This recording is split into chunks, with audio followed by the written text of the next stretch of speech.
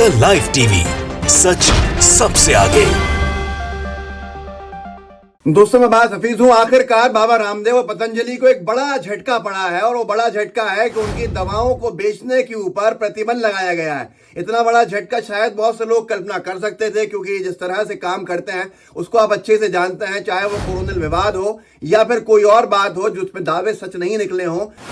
इस बार जो हुआ है उसकी शायद अनभक्तों ने कल्पना नहीं की थी और बाबा रामदेव जी ने तो बिल्कुल ही नहीं की होगी, क्योंकि ये झटका बड़ा है। किसी भी दवा बेचने वाली कंपनी का प्रतिबंध लगना ये अपने आप के अंदर बहुत बड़ी नाकामी होती है और बहुत बुरी तरह से बेनकाब हुआ होता है। वो जो भी हो, नेपाल ने ब्लैकलिस्ट कर दिया है दवा बेचने वाली जो उनकी कंपनी पतंजलि के साथ ही एक कंपनी, माफी चाहता हूं, पतंजलि को नहीं, बाबा रामदेव की दवा बेचने वाली कंपनी को नेपाल ने ब्लैकलिस्ट कर दिया है। और नेपाल ने साफ तौर के ऊपर कह दिया है कि ये दवाएं जो आप बेच रहे हैं ये हमारे यहाँ नहीं बेची जाएंगी और जिन लोगों ने, जो एजेंट्स के पास इनकी दवाएं मौजूद हैं, वो दवाएं इनकी वापस कर दें। बाबा रामदेव जो दवाएं बनाते हैं उसके ऊपर नेपाल में प्रतिबंध लगा दिया गया है। उसकी जानकारी बीबीसी न्यूज हिंदी ने दी है और लिखा है, नेपाल ने बाबा रामदेव की कंपनी समेत 16 भारतीय दवाई कंपनियों पर प्रतिबंध लगाया। पूरी खबर यहाँ पढ़ें। और इसके ऊपर क्या हुआ है विवाद मैं दिखाता हूं। एनबीटी ने लिखा है, नवभारत टाइम्स ने, नेपाल ब्लैकलिस्ट 16 इंडियन कंपनीज। ऐसा क्या हुआ, नेपाल ने बाबा रामदेव की कंपनी पर लगाया बैन।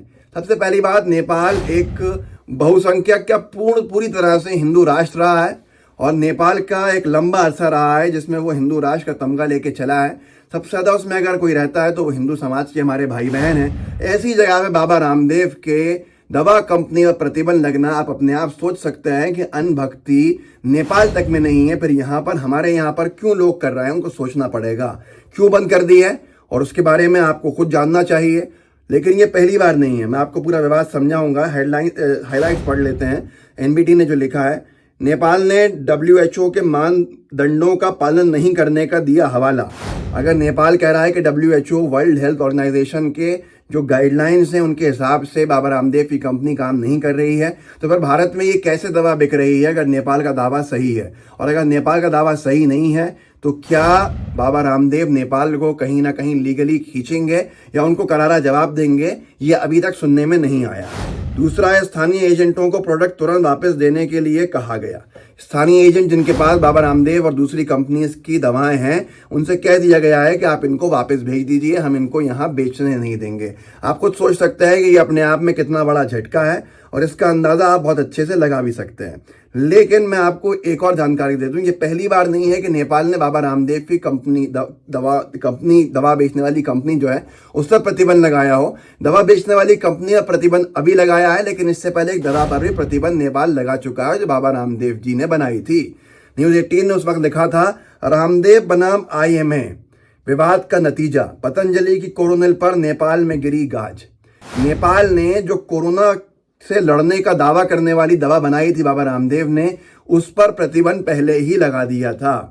और लिखा था यहाँ न्यूज 18 ने, रामदेव वर्सेस IMA, एलोपैथी के खिलाफ बाबा रामदेव के बयान, IMA के 1000 करोड़ रुपए के नोटिस और रामदेव के बयान वापस लेने जैसी घटनाओं की गूंज अंतर्राष्ट्रीय स्तर पर जा चुकी है। अब पतंजलि के ग्लोबल बाजार और उसकी छवि को लेकर भी चर्चाएं हैं। नेपाल ने सबसे पहले पतंजलि की कोरोनिल पे प्रतिबंध लगाया था, जहां पर हमारे यहाँ उल्टे केंद्रीय मंत्री उसका इनॉग्रेशन कर रहे थे और उनको उसकी वजह से मुश्किलों का सामना भी करना पड़ा था। लेकिन मैं आपको सबसे पहले ये जानकारी दे दूं जो बहुत महत्वपूर्ण है और जो आपको सोचनी पड़ेगी कि आखिर ऐसा क्या किया था, उसके बारे में बाबा रामदेव जी को स्पष्ट करना चाहिए कि उनकी दवा बेचने वाली कंपनी पर और उसकी दवाओं पर नेपाल की सरकार ने प्रतिबंध क्यों लगा दिया। और नेपाल की सरकार की इतनी सख्ती कि यहाँ जो दवाएं अभी स्टॉकिस्ट के पास हैं, जो एजेंट्स के पास हैं बाबा रामदेव की बनाई हुई, वो वापस भेज दी जाएं, उनके पास वापस कर दी जाए, क्योंकि वहां नेपाल उनको नहीं बेचने देगा। ये गंभीर विषय है और मुझे लगता है कि हमारी सरकार को भी इस विषय की जांच करनी चाहिए कि ऐसी आखिर क्या दवाएं हैं जिनके बारे में नेपाल का ये दावा है कि वो WHO यानी वर्ल्ड हेल्थ ऑर्गेनाइजेशन की गाइडलाइंस के हिसाब से नहीं थी, सही नहीं थी, इसलिए प्रतिबंध लगाया गया। ये अपने आप में बहुत बड़ी चीज है और अपने आप में बहुत बड़ा झटका भी है। मैंने आपको बताया कि कैसे कोरोनिल के ऊपर नेपाल पहले ही प्रतिबंध लगा चुका है, जिसको हमारे यहाँ धड़ल्ले से बेचने दिया गया था, और कोरोनिल के ही उद्घाटन और अनावरण के वक्त जो लॉन्च करने का समय था उसमें 2 केंद्रीय मंत्रियों के ऊपर सख्ती से लोग पेश आए थे और साथ में आईएमए ने जवाब तक मांग लिया था एक माननीय स्वास्थ्य मंत्री जी का। आज तक ने उस वक्त लिखा था, आईएमए का दावा, कोरोना के इलाज के लिए कोरोनिल को मंजूरी नहीं मिली।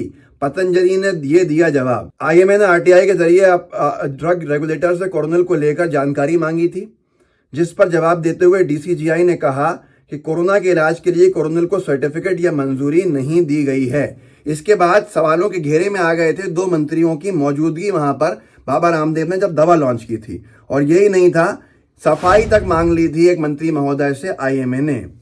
और बीबीसी न्यूज ने इसकी जानकारी भी दी थी। जब कोरोना का पीक था उस दौरान रामदेव की कोरोनिल लॉन्च कर फंसे हर्षवर्धन, उस वक्त स्वास्थ्य मंत्री थे हर्षवर्धन जी दिल्ली वाले, उनको बाद में हटा भी दिया गया।